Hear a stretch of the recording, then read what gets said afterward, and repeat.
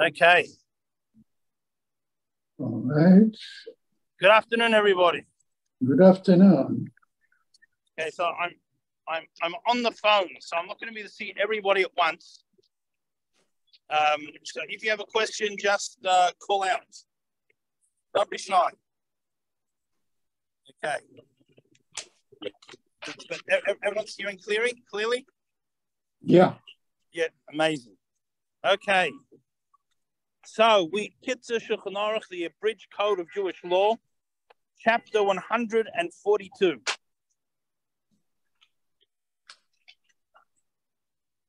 Okay. So it's the laws of sending gifts of food to our friends and gifts to the needy and our Purim feast. One of my favorites. It's the Purim feast. Okay.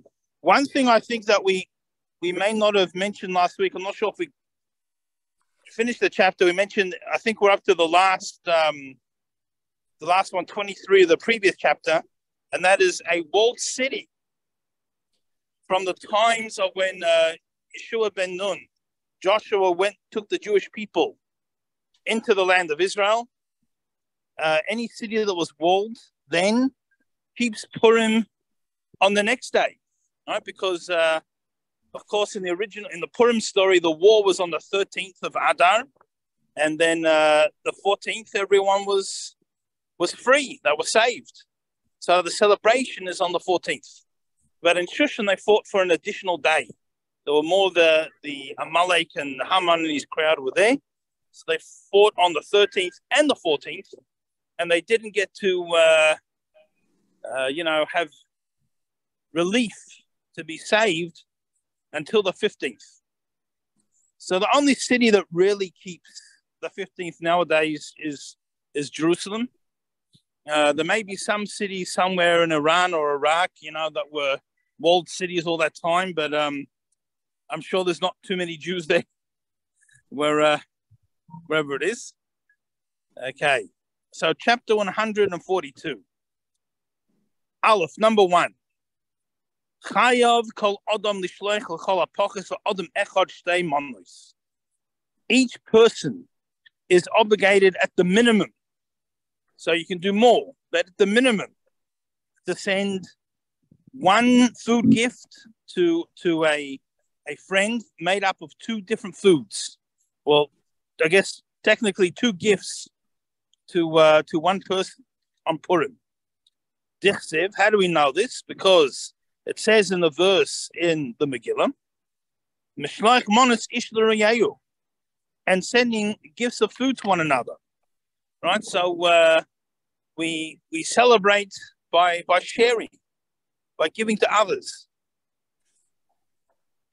Mashmash de matanos echad. So the wording of sending gifts, each man to his fellow, each person to his fellow, shows us that we send 2 different foods to at least one person.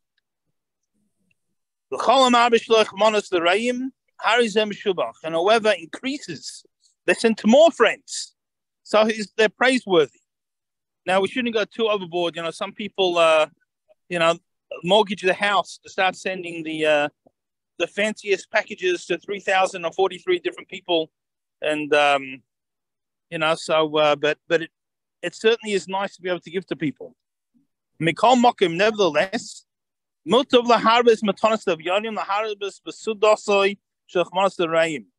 we're going to say there's three mitzvahs that we do. Well, there's 4 on Purim, reading the Megillah during the night and the day. That's one mitzvah.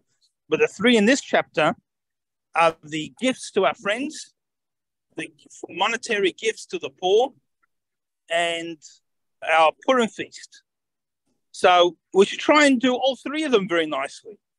But if someone's going to really go to extra expenditure and really, increase beyond the minimum, if you had to pick one, it's the gifts to the needy.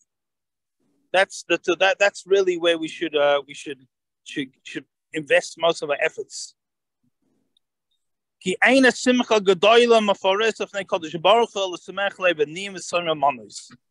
because there's no greater and more glorious joy before Hashem than to be able to make happy the needy, the widows, the orphans.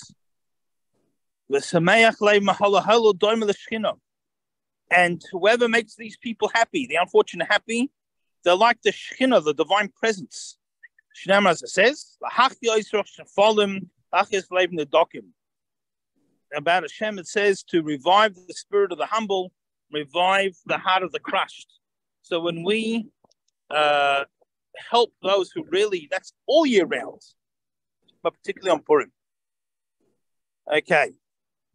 So now that we know that our main emphasis is on helping the needy, now we're going to go back to giving our food gifts. So number 2, base. What's considered food?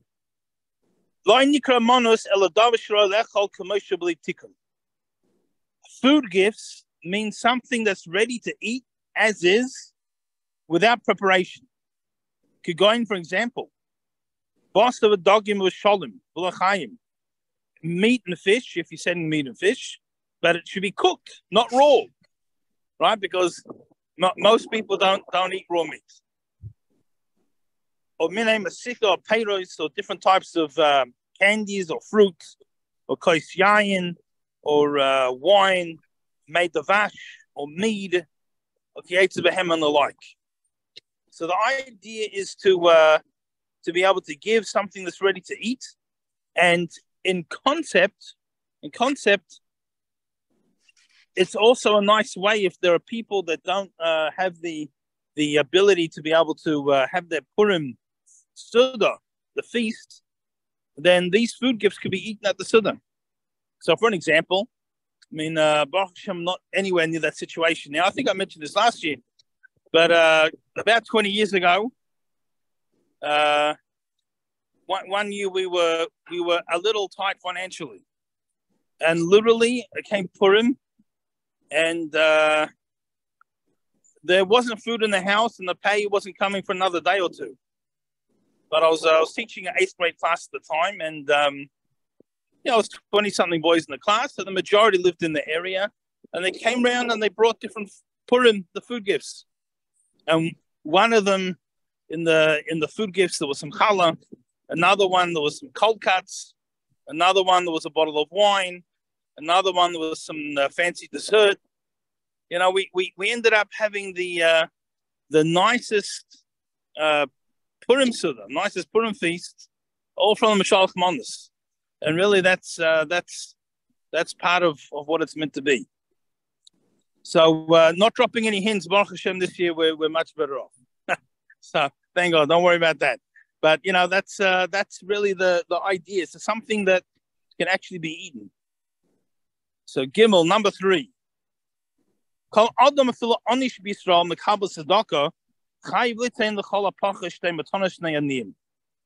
Now we're coming to giving gifts, financial gifts to the needy. Now, obviously, there's a mitzvah to give tzedakah every day, but on Purim, there's an extra. And even if there's a Jewish person who their entire livelihood comes from charity, they're supported by the community, even they have to give at least 2 people something. They have to give to others as well. Dahainu, what do they need to give? Matona achas v'chol echod, to give 1 gift of money to 2 people, to each person. The chsiv, it says, umatonos lev yonim. So that's the wording from the verse, which implies that we're giving 2 gifts, but instead of to 1 person, to 2 people. So each one gets one gift. Now, the minimum we have to give, the minimum coin that they had in Talmudic time was a putta, was a small copper coin. So, so copper apparently is quite expensive at the moment. So it's pretty close to $1, the weight of a putta in a it used to be when you were used to give kids, like a dime or something to give to people or something, but it's It's and of course, if you give more, Those who have the means to.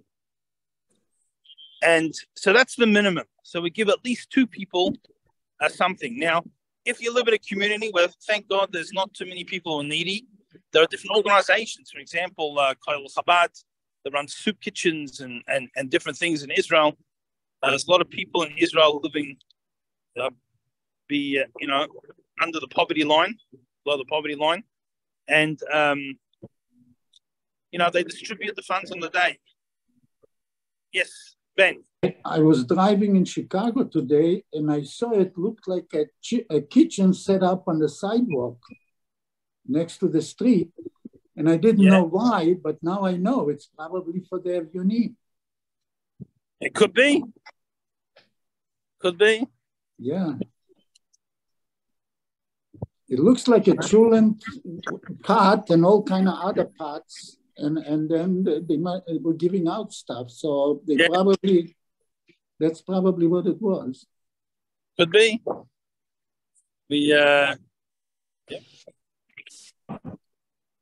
Right, so the Ein Medaktim b'Mos Purim. Now, in Purim, we're not meant to be too technical with who and how we give. Rather, anyone who extends his hand to ask for tzedakah, we should give to it. Obviously, some places where you live, if you're going to have 3,000 people come by asking for tzedakah, you might have to, limit how much you give each person. But in the ideal world, we should try and give everyone a Purim. So, one of my sons went collecting for a few years ago. He went collecting for an organization that helps people who don't have the financial means to be able to organize weddings. And so he went to one person's house and he saw some yeshiva bachrim who were collecting. And he thought I don't know if he didn't want to give, or maybe he had a few too many l'chaims and Purim already. He was trying to be funny. And he says, I'll give you $5 for every push-up you do. So anyway, after my son got to 73, he stopped him. This gave me a bit of but, he saw it wasn't going to be good for him. But anyway, that's but we shouldn't be like that. We should be able to give whoever we can. They even live in a place where there's no one who's needy.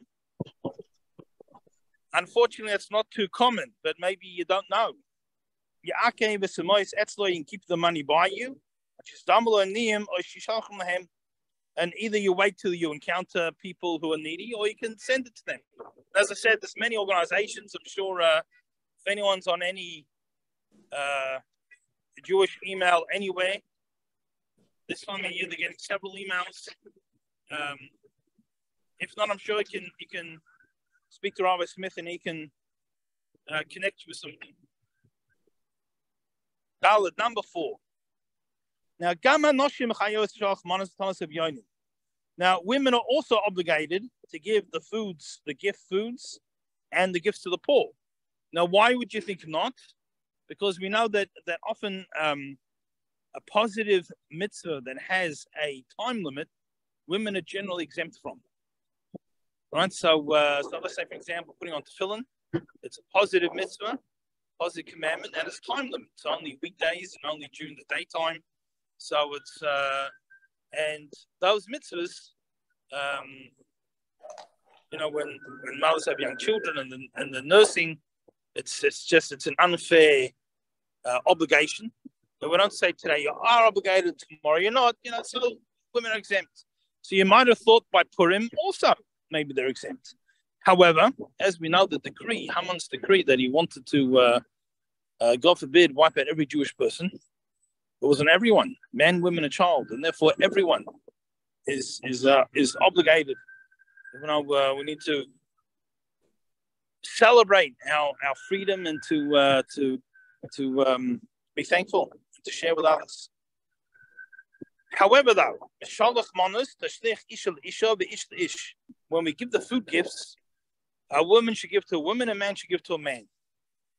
it's it can sometimes be taken the wrong way, or people can lead to misunderstandings. So the men give to men and women give to women. Our Tanis of Yodim. But when it comes to give money for the needy, then it doesn't matter. A man can give to a woman can give to a man, because when someone's really needy, we're not going to wait for propriety. We're just going to help those who need it. But the food gifts, we should keep the men to the men, the women to the women.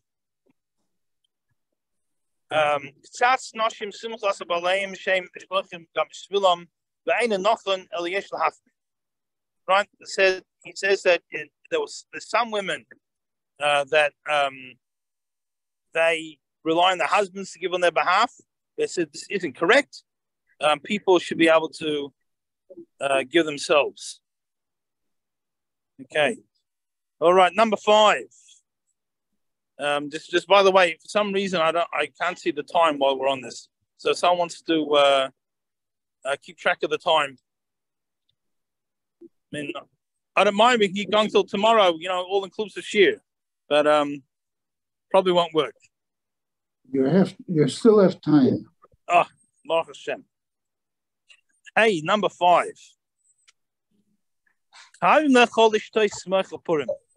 There's a mitzvah to eat and drink and be merry on Purim. Also on the night, the evening of Purim, the evening after the fast, we should have some type of a meal, festive meal.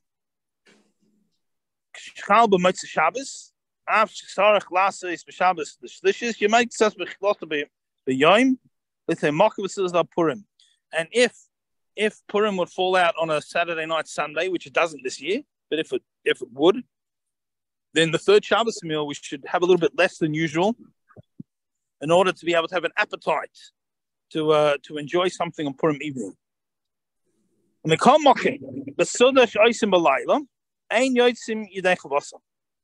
Nevertheless, even though we are going to have some type of festive meal at the night of Purim, that does not fulfill our mitzvah of having the Purim feast. Sorry, 1 second. Sorry? Someone asked me directions. Okay. Because the main mitzvah of having of the Purim feast is during the day. Why during the day? Because the verse in the Megillah says, Yemei Mishta, days of celebration, of having a feast. So the main Purim, the mitzvah, our special mitzvah of having a Purim feast, this is on the daytime of Purim.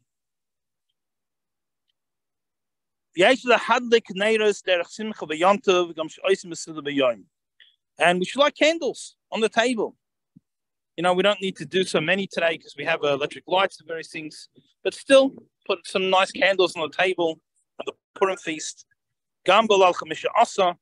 Also, in the night afterwards,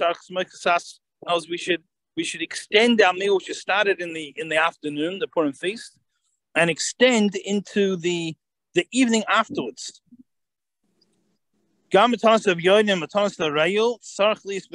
also the food gifts and the financial gifts to the needy should also be done during the day. Now, also because of we're busy with the other mitzvahs of giving out the food and to our gifts, our friends, and the financial gifts to the needy. So therefore, that's another reason we start our meal a little bit later and we extend into the evening. And we daven mincha early, the afternoon service early, so we can and we have our feast after mincha, after the afternoon service, so we can have it without disturbance and not that mincha's disturbance, I'm saying, but it should can have a nice ongoing meal. But we should try and have the majority of the feast during the daytime. Shchal be'erev Shabbos. Oisin b'Shachris. But if Purim falls out on a Friday, doesn't this year, but if it would be a Friday, we have it in the morning. And they covered Shabbos because you can imagine you just had this whole feast. It would affect our Shabbos meal. Now, as well as eating, drinking, be merry, and celebrating and thanking Hashem for the wonderful miracles, we should also make sure that we study some Torah learning before the meal. And I'm going to just point out that Purim is 30 days before Pesach. So there's a mitzvah to study the laws of festival 30 days in advance. So maybe at your Purim meal or sometime on Purim, if you have a book with some of the laws of Pesach, even in English, say just take it out and learn for a few minutes or more. So we're going to have our festive meal. There are those that say that we should eat some type of seeds on Purim. I don't know, like sunflower seeds or some of the nuts and different things that are seeds. Why? We'll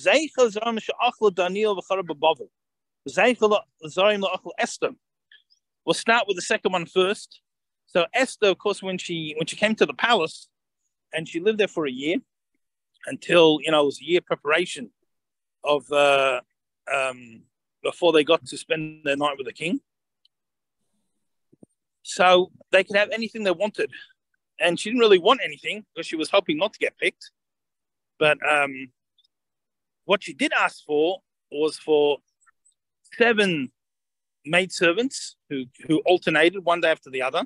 The Persians did not have a 7-day week. So the way that she knew it was Shabbos was when this certain maid came, so that was Friday. And that night's going to be Shabbos. And the next day a certain maid came, and that was Shabbos. And that was how she was able to keep track of when Shabbos is. And also that helped hide her identity as a Jew. Mordechai told her not to tell anyone that she's Jewish. And, the maid that came and saw her light candles on Friday night thought she probably did that every night. And the maid that came on Shabbos and saw her behave a certain way on Shabbos, she didn't see her any other day, so she just presumed that's how she lived every day. But the other thing she did is she said she was vegetarian. She said that was her beauty treatment. She ate lots of seeds. That was her protein came from nuts and various seeds. And that's what Esther survived on in the palace. From vegetables, but she had a lot of seeds. So that's one reason. And of course, also the prophets, Daniel and etc., they similarly, not because they're hiding they were Jewish, but because they were kept in the Babylonian king's palace of advisors, and there really wasn't kosher food. A side point to this, I had my grandmother's cousin was on a warship in the Second World War, and he volunteered to peel the potatoes on the ship. No one wanted to do that. So he volunteered to do that. It was like an extra duty. But by doing that, he was able to keep one pot. And so he cooked the potatoes. He peeled all the potatoes and he cooked them. And he was able to keep this one pot that was only used for potatoes. So there was no non-kosher in it. And while they were at sea, he just ate potatoes, raw potatoes. That's what he, for a few years. So, this is sometimes what we need to do. This is the Gemara, as it says in the Talmud. Right? He favored her and her maids, gave them some preferential. She was running the date seats. Right? So that's how we see that's what happened. Okay. Number 6. How are we going for time? How are we going for time? Yeah. It's 3:58. 58. Oh, okay, we can squeeze one more in. 6. Well, thank you. Sorry, now, most of the miracle happened through wine. How did it happen through wine? Vashti Ninador B'Mishda Yayin of Esther Mekayma. King Achashverosh called for Vashti because of his intoxication through wine, and that was her downfall. Through that came Queen Esther. Also, Haman's downfall came through a feast where wine was served.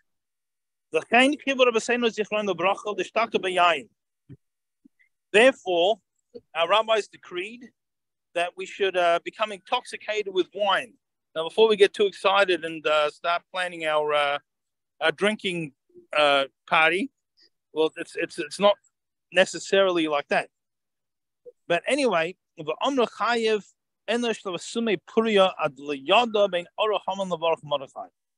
person is meant to become so, we'll say, high with the spirit of Purim that he can't tell the difference between blessed is Mordechai and cursed is Haman.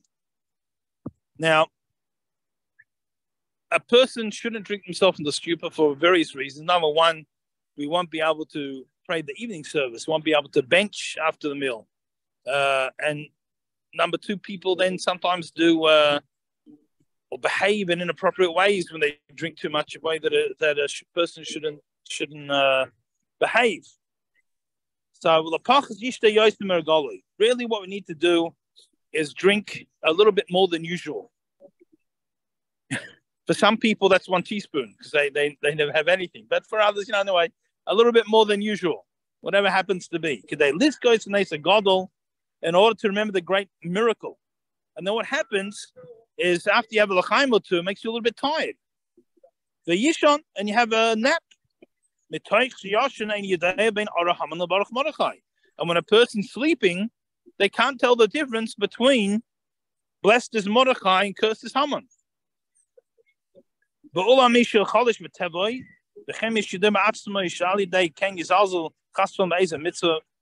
And so someone who's got they can't handle their drink, or they know, God forbid, if they drink too much, they're going to ruin a mitzvah.